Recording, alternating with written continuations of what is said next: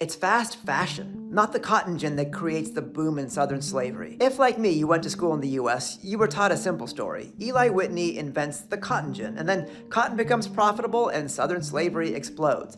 But that story leaves out the part that actually explains what happens.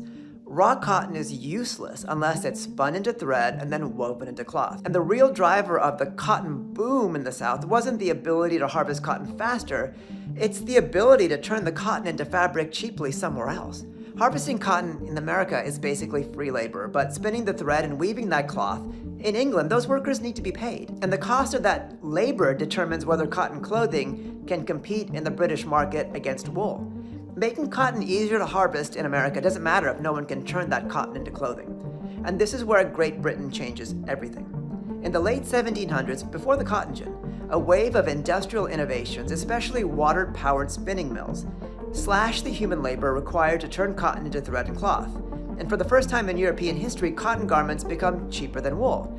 This is the birth of mass fashion, and when human beings want to look pretty, that demand becomes a bottomless pit. Suddenly Britain, and soon the American Northeast, they need mountains of raw cotton, and Britain can't grow it, and India won't sell raw cotton to them, so the industrial world turns to the American South. And this is when plantations explode, because factories, not the gin, create a global market for cheap cotton clothing. The gin's just a catalyst for later growth, and here's the part America's founders never saw coming. By the late 1780s, many American leaders believe slavery is actually economically dying because tobacco is declining. Slavery looks inefficient, it's morally indefensible, and most importantly, it's uncompetitive. Even Thomas Jefferson assumed slavery would fade out over time, strangled by market forces.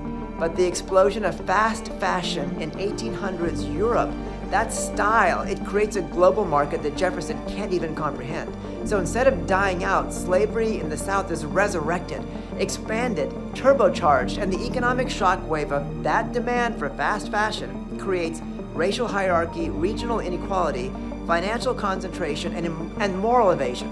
These are all things that we're still living with today.